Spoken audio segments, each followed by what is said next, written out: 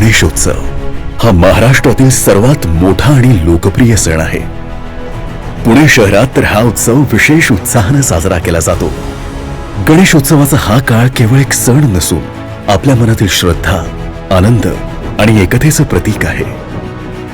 शहराच्या कानाकोपऱ्यातून उठणारा ढोल ताशांचा नाद, रस्त्यांवरील रांगोळ्यांचे रंग आणि भाविकांच्या डोळ्यातील अश्रूंमधून दिसणारी भक्तीची ज्योत, हे सारं पाहून मन भरून येतं. बाप्पाच्या आगमनासोबत जणू संपूर्ण पुणे शहर एका कुटुंबासारखं एकत्र येतं. सारं दुःख विसरून आनंदाच्या लाटेत सामील होतं. 10 दिवसांच्या या उत्सवादरम्यान शहरभर शेकडो सार्वजनिक गणपती मंडळांमध्ये श्री गणेशाची स्थापना केली जाते. पण या काळात शहरात मोठ्या प्रमाणावर भाविकांची गर्दी होते, ज्यामुळे वाहतूक व्यवस्थापन आणि पादचारी रस्त्यांचे नियोजन हे एक मोठे आव्हान बनते. पुणे पोलीस दलाच्या कुशल नियोजनामुळे दरवर्षी हा उत्सव सुरळीत पार पडतो. यावर्षीही पुणे पोलिसांनी गणेशोत्सवादरम्यान केलेल्या नियोजनाचा आढावा आता आपण घेऊया, जेणेकरून सर्व नागरिकांना सुरक्षित आणि आनंददायी उत्सव साजरा करता येईल. दिनांक 4 सप्टेंबर 2024 पासून ते गणपती विसर्जनापर्यंत पुणे शहराचे मध्यवर्ती भागातील Shivajinagar road, Shivaji road, Bajirao road, Jangli Maharaj road, Laxmi road, Kelkar road, Kumthekar road, Tilak road, Shastri road, Karve road, Fergusson college road आणि सिंहगड रोड या रोडवर जड अवजड मालवाहतुकीस रस्ते बंद करण्यात येणार आहेत. तसेच भाविकांची गर्दी जास्त प्रमाणात वाढल्यावर सदर रस्त्याची साधारण वाहतूक काही भागांमध्ये काही वेळासाठी पर्यायी रस्त्यांनी वळवण्यात येईल. पुणे महानगरपालिकेकडून अथवा कुंभार वेसकडून शहराच्या पूर्व भागात जाण्यासाठी गाडगीळ पुतळा ते जिजामाता चौक, तसेच गणेश रोड ते महाराणा प्रताप रोड अशी वाहतूक सुरू राहील. पण भाविकांची गर्दी जास्त प्रमाणात वाढल्यास हा रस्ता काही वेळासाठी गाडगीळ पुतळ्याजवळ बंद केला जाईल व ही वाहतूक गाडगीळ पुतळा ते कुंभारवेस मार्गे पवळे चौक तसेच सातोटी चौक पासून महाराणा प्रताप रोड अशी सुरू राहील. गाडगीळ पुतळ्यापासून छत्रपती शिवाजी महाराज रोड हा पादचाऱ्यांसाठी एकेरी मार्ग सुरू राहील. बाजीराव रोड हा शिलाई चौक ते पुणे मनपा जनतेसाठी एकेरी वाहतुकीसाठी सुरू राहणार आहे. परंतु भाविकांची गर्दी जास्त प्रमाणात वाढल्यानंतर काही वेळासाठी सदर रस्त्यांवरील वाहतूक पर्यायी मार्गाने वळवण्यात येईल. फडके हौद ते जिजामाता चौक व पुढे फुटका बुरुज हा मार्ग वाहतुकीसाठी सुरू राहील. पण भाविकांची गर्दी वाढल्यास हा रस्ता फडके हौद व फुटका बुरुज या ठिकाणी बंद केला जाईल. हा मार्ग भाविकांना चालत जाण्यासाठी दोन्ही बाजूने खुला राहील. आप्पा बळवंत चौक ते हुतात्मा चौक व पुढे मोती चौक हा मार्ग वाहतुकीसाठी सुरू राहील. पण भाविकांची गर्दी वाढल्यास हा रस्ता आप्पा बळवंत चौक व मोती चौक या ठिकाणी बंद केला जाईल. हा मार्ग भाविकांना चालत जाण्यासाठी दोन्ही बाजूने खुला राहील. सोन्या मारुती चौक ते बेलबाग चौक व सेवा सदन चौक ते बेलबाग चौक हे रस्ते भाविकांना फक्त चालत जाण्यासाठी दोन्ही बाजूने सुरू राहतील. पण भाविकांची गर्दी वाढल्यास केंजळे चौक ते बेलबाग चौक हा रस्ता काही वेळासाठी एकेरी करण्यात येईल. शनिवार चौक ते मंडई व पुढे रामेश्वर चौक हा रस्ता वाहतुकीसाठी सुरू राहील. पण भाविकांची गर्दी वाढल्यास हा रस्ता शनिवार चौक व रामेश्वर चौक या ठिकाणी बंद केला जाईल. हा मार्ग भाविकांना चालत जाण्यासाठी दोन्ही बाजूने खुला राहील. शहराच्या मध्यवर्ती भागांमध्ये वाहनांनी येणाऱ्या भाविकांसाठी पार्किंगची व्यवस्था करण्यात आलेली आहे.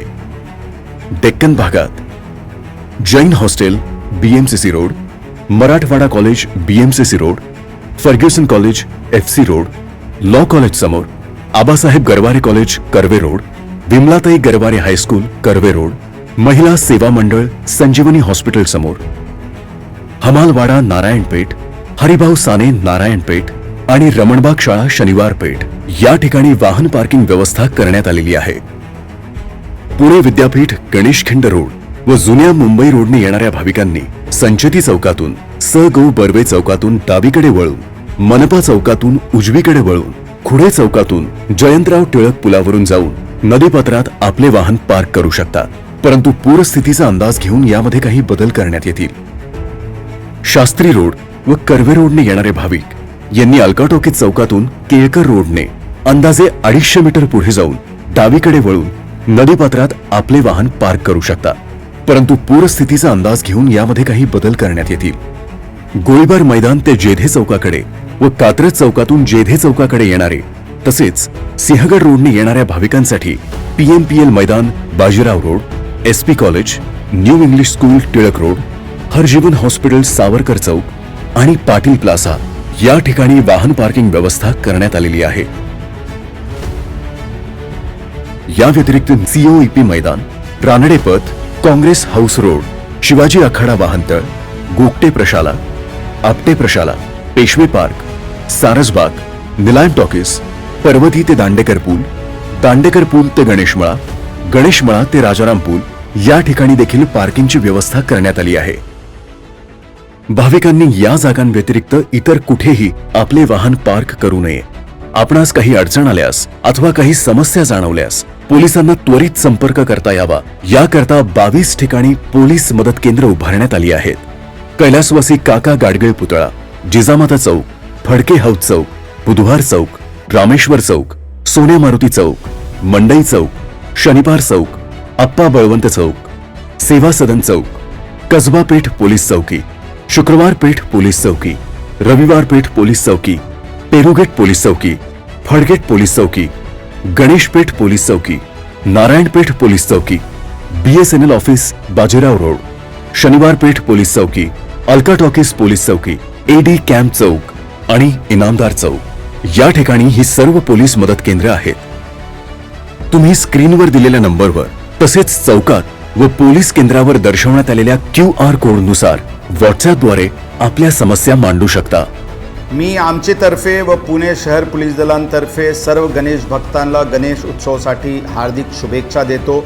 आपले आम्हाला नेहमी सहकार्य मिळत असते. यावर्षी पण तशाच प्रकारचे सहकार्य आम्हाला मिळतील याची मला पूर्ण विश्वास आहे.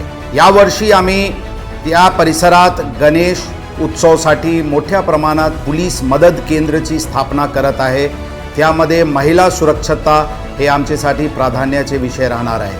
त्याचबरोबर ड्रग फ्री पुणे व महिला सुरक्षासाठी आपण मोठ्या प्रमाणात जनजागृती करावी जेणेकरून आम्ही आणि आपण मिळून शहरामध्ये या दोन्ही विषयावर परिणामकारक सुधारणा करण्यात आम्हाला यश मिळेल.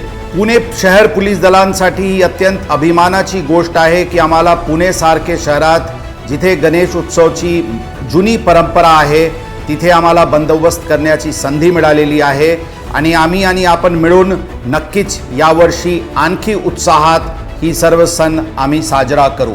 एकदा परत आपल्या सर्वांना गणेश उत्सवासाठी हार्दिक शुभेच्छा. धन्यवाद. जय हिंद, जय महाराष्ट्र.